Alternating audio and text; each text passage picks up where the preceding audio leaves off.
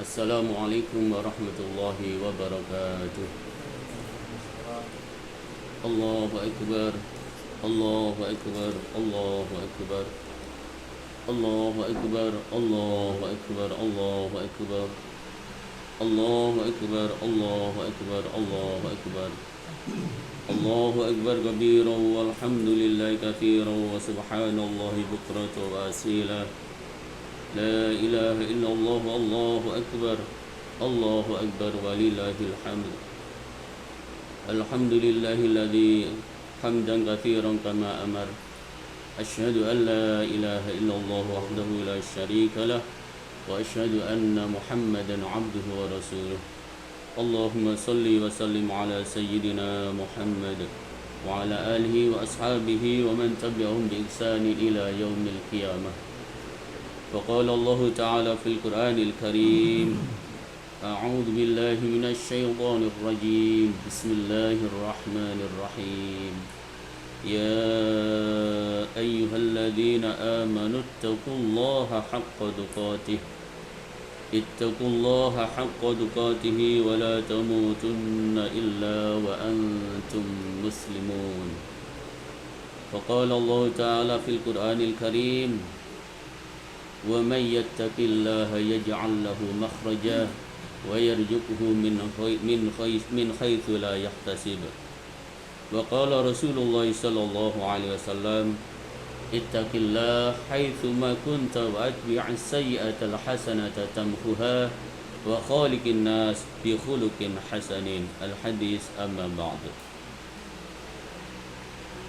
Hadirin, saudaraku semua, keluargaku semua yang saya muliakan, puji syukur senantiasa kita haturkan kehadirat Allah Subhanahu wa taala atas segala karunia, nikmat, rahmat, taufik, hidayah dan inayahnya yang telah diberikan kepada kita sekalian, sehingga alhamdulillah atas maunah Allah, atas pertolongan Allah, akhirnya kita betul-betul telah mampu menyelesaikan ibadah yang khusus, ibadah yang datangnya hanya 1 bulan saja dalam 1 tahun, yaitu ibadah puasa selama di dalam bulan Ramadan tahun 1441 Hijriah yang bertepatan dengan tahun 2020 Masihiyah.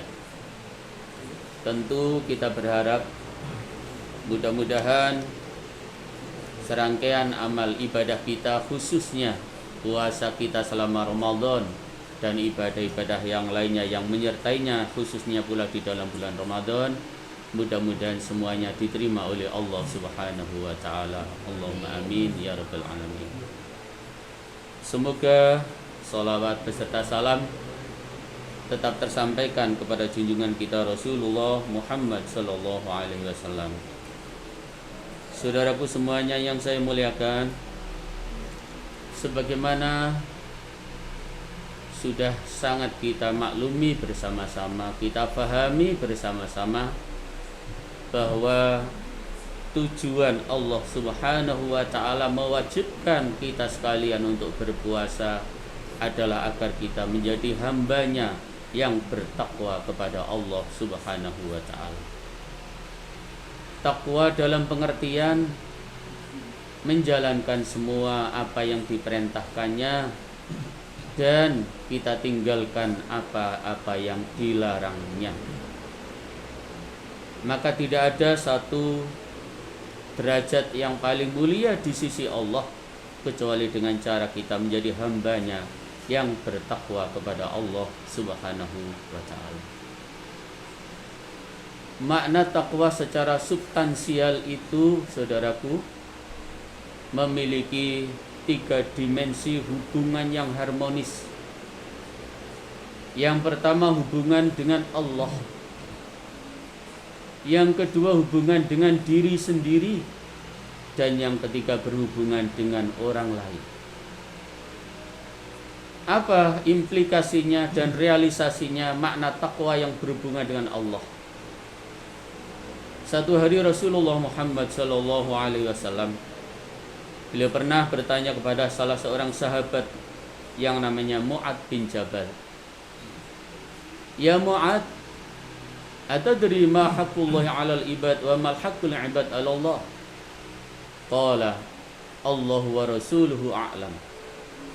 Qala haqqullahi 'alal ibad ay ya'budu wa la yusyriku bih wa haqqul ibad 'ala Allah alla yu'adziba bihi syai'an. Rawahul Bukhari. Wahai Mu'ad, kata Rasulullah, tahukah kamu apakah hak Allah terhadap hambanya dan hak hamba terhadap Allah? Sahabat Mu'ad kemudian menjawab, Allah dan Rasulnya yang lebih mengetahuinya. Lalu Rasulullah menjelaskan, hak Allah terhadap hambanya adalah agar hamba itu menyembahnya, beribadah kepadanya, dan tidak berbuat syirik kepadanya. Sementara hak hamba terhadap Allah adalah agar Allah tidak menyiksa hamba tersebut karena sebab sesuatu.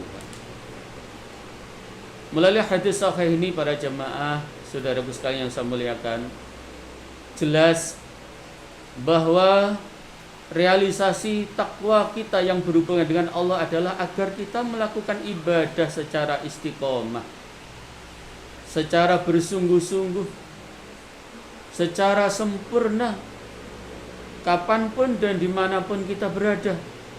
Memang misi atau tujuan Allah menciptakan manusia termasuk jin di dalamnya adalah agar kita beribadah kepadanya. Wa ma khalaqtul jinna wal insa illa liya'budun. Nah, yang kedua, hubungan yang harmonis, implikasi takwa yang berhubungan dengan diri kita itu apa? Allah Subhanahu wa taala berpesan kepada kita sekalian di dalam surat At-Tahrim, ya ayyuhalladzina amanu qu anfusakum wa ahlikum nara. Wahai orang-orang yang beriman, jagalah dirimu dan keluargamu dari siksa api neraka. Dalam Al-Baqarah ayat 195, Allah juga mengingatkan kepada kita sekalian hubungannya dengan takwa yang ada hubungannya dengan diri kita sendiri. Dengan firman Allah, wala tulqu biaidikum ila tahlukah, dan janganlah kalian semua menceburkan diri kalian ke dalam kebinasaan, ke dalam kehancuran, ke dalam kehinaan. Pertanyaannya, saudaraku semuanya, apa yang menyebabkan kita hancur dalam hidup di dunia ini? Bahkan apa yang menyebabkan kita hancur ketika hidup di akhirat nanti dengan kita dimasukkan neraka oleh Allah, na'udzubillah min dzalik? Yang menyebabkan diri kita hancur dalam hidup di dunia hatta akhirah adalah karena saya dengan jenengan selalu bermaksiat kepada Allah Subhanahu wa ta'ala. Itulah yang akan menjadi sebab hidup kita menjadi hancur, hidup kita menjadi rendah, hidup kita menjadi hina, karena kita selalu berbuat maksiat, mungkar, kedzaliman, kedurjanaan, dan perbuatan-perbuatan negatif yang lainnya. Itu yang akan menghancurkan diri kita. Kemudian implikasi yang ketiga, makna takwa yang berhubungan dengan orang lain, para jemaah. Sebagaimana Allah berpesan di dalam surat Al-Hujurat ayat yang ke-11. Di dalam ayat itu intinya adalah bahwa kita dilarang saling mengolok-olok di antara kita. Kita dilarang saling mencerca di antara kita. Kita dilarang saling menghina di antara kita. Karena bisa jadi orang yang kita olok-olokkan itu jauh lebih baik menurut Allah daripada kita yang tukang mengolok-olok, tukang menghina, tukang mencerca. Justru yang diperintahkan oleh Allah, justru yang diperintahkan oleh Rasulullah Sallallahu Alaihi Wasallam adalah khairukum, di antara kamu yang terbaik adalah khairukum, orang-orang yang mau memberikan manfaat yang sebesar-besarnya terhadap orang lain. Saudaraku rahimakumullah. Oleh karena itu, kalau kemudian kita bisa simpulkan makna takwa secara substansial tadi adalah sebagai berikut. Jadi orang yang bertakwa dengan haqqa tuqatih itu para jamaah adalah orang yang rajin dan istiqomah beribadah kepada Allah Subhanahu wa taala, kemudian mampu menjaga dirinya dari melakukan perbuatan kemaksiatan. Bukan istilahnya STMJ, salatnya tekun tapi maksiatnya jalan terus. Bukan itu orang yang bertakwa. Waktunya salat, waktunya judi, waktunya korupsi, tapi waktunya salat tetap salat. Bukan orang yang bertakwa dengan haqqa tuqatih. Bahkan kalau kita sudah istiqomah melaksanakan ibadah, kita hindari dari melakukan perbuatan maksiat, tetapi kita tidak akor, tidak rukun, tidak baik hubungan kita terhadap sesama umat manusia, itu juga belum takwa yang haqqa tuqatih. Inilah yang menyebabkan kenapa orang yang bertakwa itu sangat dimuliakan oleh Allah. Inna akramakum indallahi atqakum. Sesungguhnya yang paling mulia di antara kalian di sisi Allah adalah orang yang paling bertakwa di antara kalian. Itu sangat logis jamaah. Karena orang yang bertakwa dengan haqqa tuqatih, orang yang sangat baik dengan Allah, ibadahnya tekun, ibadahnya rajin, ibadahnya istiqamah, lalu mampu menjaga dirinya dari melakukan perbuatan maksiat, lalu dengan orang lain begitu sangat baik perilakunya, tutur katanya, tingkah lakunya, muamalahnya begitu sangat baik dengan orang lain. Maka orang seperti ini wajar ketika orang tersebut dicintai oleh Allah, dicintai oleh sesama umat manusia. Makanya merekalah orang-orang yang sangat dimuliakan oleh Allah Subhanahu wa taala. Saudara-saudara rahimakumullah, kembali bahwa begitu pentingnya nilai takwa harus kita terapkan dan kita aplikasikan dalam kehidupan kita. Bahkan lebih daripada itu juga kita diperintahkan oleh Allah untuk juga bersabar, bertakwa dan bersabar. Sudah selama 2 bulan kita dalam karantina karena adanya pandemi COVID-19 ini. Saudara-saudara rahimakumullah, kalau kita semuanya takwa dan sabar menghadapi ujian demi ujian yang Allah berikan kepada kita sekalian, maka dengan modal takwa dan kesabaran itu, ujian pasti akan berakhir dengan sebuah kemuliaan. Ujian akan berakhir dengan sebuah kemuliaan, keistimewaan. Mari kita lihat sejarah kehidupan para kekasih Allah, para nabi-nabi Allah. Bagaimanakah Nabi Nuh dikarantina oleh Allah selama 6 bulan lamanya karena diterpa oleh banjir bandang. Tapi akhirnya karena kesabaran Nabi Nuh dengan umat saat itu yang mengikuti jejak langkah beliau, akhirnya beliaulah yang mengawali kehidupan dalam di dunia ini dengan orang-orang yang beriman kepada Allah Subhanahu wa taala. Bagaimanakah Nabi Yunus dikarantina oleh Allah di dalam perut ikan hiu. Akhirnya dengan karantina itu umatnya semuanya bertaubat kepada Allah. Bagaimanakah Nabi Yusuf juga dikarantina di dalam penjara, tapi akhirnya juga beliau diangkat oleh Allah sebagai nabi dan sebagai seorang raja yang luar biasa.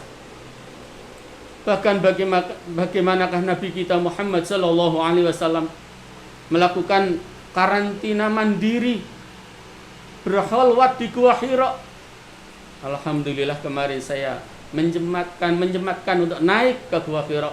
Begitu luar biasa perjuangan, kalau tidak niat betul memang tidak mungkin sampai di penghujung Gua Hira itu.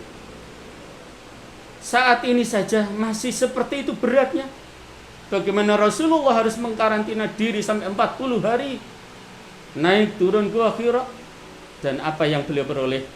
Beliau mendapatkan wahyu Allah Subhanahu wa taala melalui surat Al-Alaq ayat 1 sampai 5, yang dari sebab karantina yang beliau lakukan itulah akhirnya dunia menjadi bercahaya karena mendapatkan cahaya dari Allah melalui disyariatkannya agama Allah, yaitu agama Islam yang kita cintai ini.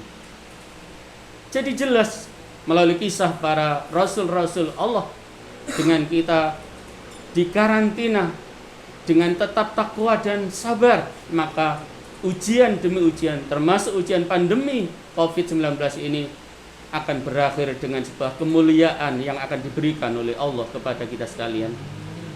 Saudaraku rahimakumullah, oleh karena itu pesan Rasulullah Muhammad sallallahu alaihi wasallam, ittaqillah haitsu ma kunta wa atbi'is sayyi'atal hasanata tamhuha wa khaliqin nas bi khuluqin hasan. Bertakwalah kalian semuanya kepada Allah di mana saja kalian berada. Ikutilah perbuatan jelek yang kita lakukan dengan melakukan perbuatan yang baik, maka perbuatan yang jelek itu akan terlebur dengan kita melakukan perbuatan yang baik. Dan berbuatlah kepada manusia dengan perbuatan yang baik. Dalam suasana pandemi COVID-19 tahun ini jamaah, kita tetap sekali lagi harus tetap bertakwa kepada Allah, tetap sabar untuk menghadapinya. Di mana saja, dalam kondisi apapun, kita tetap harus bertakwa kepada Allah Subhanahu wa ta'ala.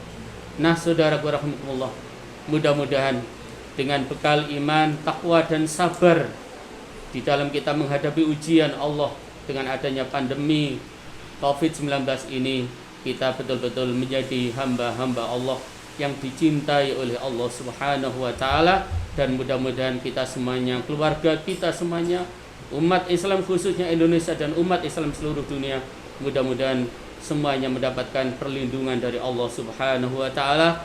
Dan mudah-mudahan virus corona ini segera dicabut oleh Allah Subhanahu wa ta'ala. Allahumma amin ya rabbal alamin. A'udzu billahi minasyaitonir rajim. Bismillahirrahmanirrahim. Allahumma salli wa sallim ala sayyidina Muhammad wa ala ali sayyidina Muhammad. Alhamdulillahi rabbil alamin. Rabbana taqabbal minna innaka antas samiul alim.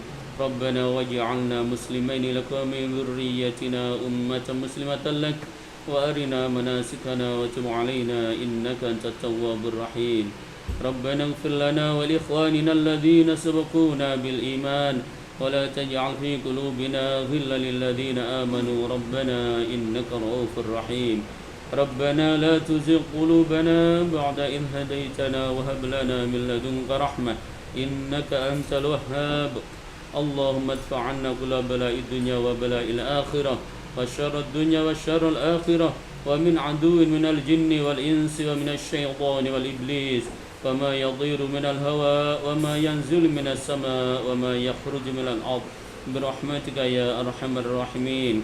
بسم الله الذي لا يضر مع اسمه شيء في الأرض ولا في السماء وهو السميع العليم. نعوذ بكلمات الله التامات من شر ما خلق. اللهم إنا نعوذ بك من شر ما خلق ومن شر غاسق إذا وقب ومن شر النفاثات في العقد ومن شر حاسد إذا حسد. اللهم إنا نعوذ بك من شر الوسواس الخناس الذي يوسوس في صدور الناس من الجنة والناس. اللهم انصرنا فإنك خير الناصرين وافتح لنا فإنك خير الفاتحين وارحمنا فإنك خير الراحمين واغفر لنا فإنك خير الغافرين وارزقنا فإنك خير الرازقين واهدنا ونجنا من القوم الظالمين واهدنا ونجنا من القوم الحاسدين واهدنا ونجنا من القوم الجاهلين واهدنا ونجنا من القوم المنافقين واهدنا ونجنا من القوم الكاذبين واهدنا ونجنا من القوم المشركين واهدنا ونجنا من القوم الكافرين.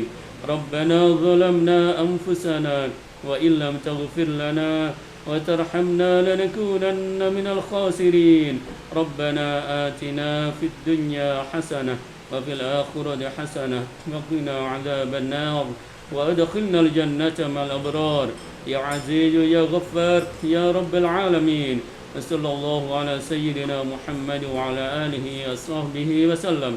سبحان ربك رب العزة عما يصفون وسلام على المرسلين والحمد لله رب العالمين.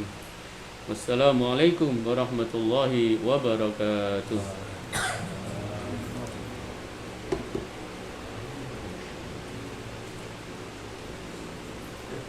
Assalamualaikum warahmatullahi wabarakatuh. Syukur alhamdulillah sekali lagi kami atas nama keluarga menyampaikan rasa syukur karena kita sudah melaksanakan sholat id dengan lancar. Mungkin sebelum kita ramah-tamah nanti dimulai mungkin halal bihalal ya, mungkin dimulai dari sini, mungkin Pak Kiatwan yang paling sepuh, terus nanti Pak Bambang, terus nanti saya, terus Pak Samiran, nanti Pak Iya di sini nanti monggo diatur teknisnya mungkin nanti dengan Ibu. Nah setelah nanti acara kita halal bihalal kita aturin nanti sahabat. Mungkin itu aja yang bisa kita sampaikan. Terima kasih. Wabillahi taufiq wal hidayah. Wassalamualaikum warahmatullahi wabarakatuh. Ustaz ya sini ya. Nanti kalau silaturahmi di rumah lagi ya monggo. Tapi yang penting kita